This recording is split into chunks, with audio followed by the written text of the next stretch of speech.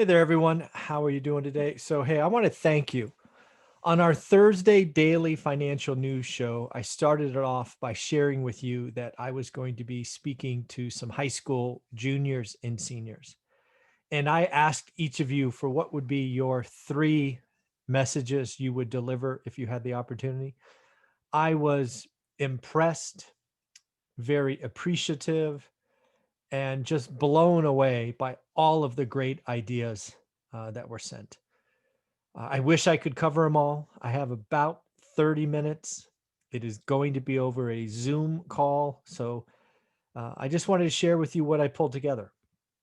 All of you came through for me.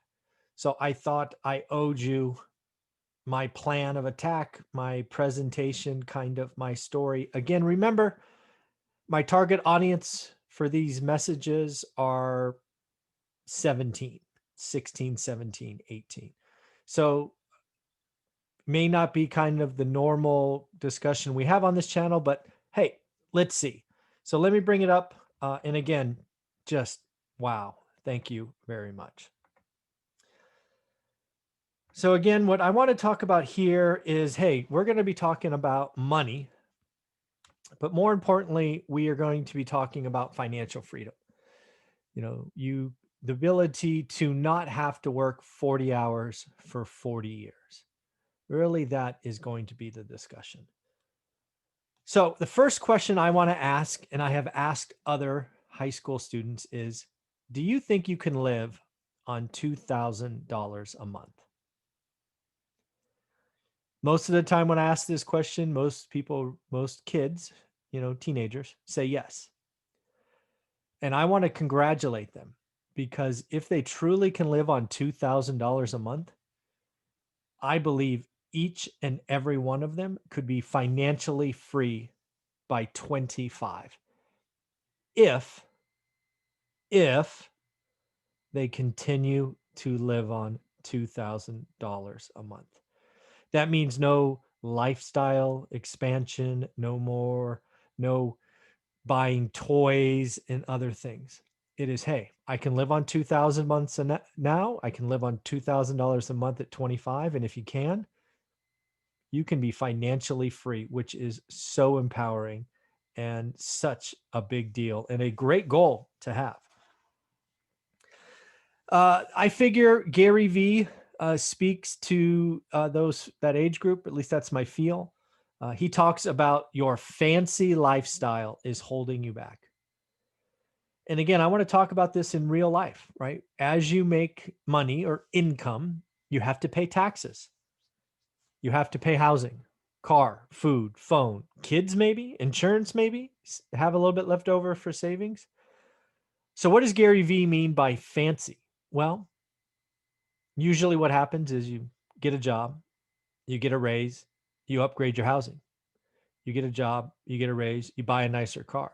You get a nice job, you buy more different kind of food, different clothes, different this, different that. Your lifestyle expands to meet your income. And if that you let that happen, you cannot retire early. If you do that, you are in the rat race. The rat race is real. The more you make, the more you spend. You're in the rat race. The matrix has got a hold of you. You are in trouble. How about this? Have you heard this before? Get a good job, work hard, retire, and boom, happy times. May not be those exact words, but when I was growing up, I heard go to school, get a good job, work hard, make a lot of money, buy nice things. Now, retirement was never in that talk track, but basically what the story was is, hey, you do all of that, you'll get to retirement, you will be happy. Well, if this were true, everyone over 65 would be happy and rich. I don't know very many people over 65 that are rich, let alone happy and rich. Many of them are working part-time jobs. They're greeters at Walmart. They're day labor. They're handymen. They're babysitting. It's tough. If you let your lifestyle expand to meet your income. You can't save, you can't invest, and you can't retire by 25. Here's the deal. Rule number one, financial freedom from Michael Zuber. It is not what you make that matters, but what you keep, what you don't spend, what you save and invest. It is really that simple.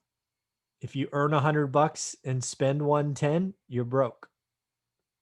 If you earn $100 and you spend 80, you're good to go.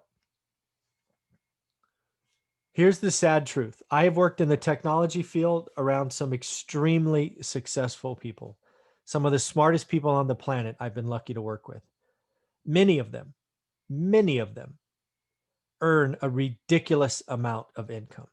I mean, who would not want to earn $500,000 a year? I know hundreds of people that make $500K a year or more. But it is ridiculously sad that many, if not almost most, cannot rub two nickels together. I know several people who make 60, 70, 80,000 a year who are better off financially than these folks that make 500 grand a year. The reality is, if you are in financial straits where you make a great income, but you can't save and invest, you're going to go broke in a recession. You're going to go bankrupt. You're going to lose all your nice toys when the economy turns. It's just a sad, sad fact. Don't let that be you. Since we're talking to high school students, I want to just have an honest discussion. This may not be cool with the faculty, but I think if you're going to go to college, I want you to go to college with a plan. I think too many people have gone to college to party, to figure things out. Well, if you're spending 40 grand a year to figure things out, that's expensive. That's debt. That's future bills that will hurt you. I had to pay for my college. I was married at 19, so I had to pay for my college. So what did I do? I went to junior college. I think it was 5, 7, maybe $10 a unit. You don't figure yourself out by collecting 40, 100, 200,000 in debt. Look at all the people today that where student debt is a topic. If you don't know, don't go. Go to junior college. But hey, if you want to be a doctor, an attorney, a computer scientist, an engineer, there are tons of professions where a college degree is very, very helpful. I am pro college. I mean, if you were to ask me, I went to college, I went and got my master's degree. It helped me in business. It helped me with networking, but I did it my way. I went to junior college first. I figured out what degree I wanted. I changed my degree, but I changed my degree at junior college. I got student loans. I graduated with student loans. I got my master's degree, had more student loans. So I understand. But I don't want you to hear this conversation and think that college is for everyone. If you're going to go to college, you're going to get some degree that's not really passionate about, not interesting, and you're going to collect 200,000 in debt. That's probably not the best option. So that's what I have. Again, I only have a half hour. It's not, you can't really cover a lot of things. I'm hoping it's interactive. I'm hoping there's questions asked. But again, I want to thank each and every one of you. You really came through for me. I wasn't sure what I wanted to present.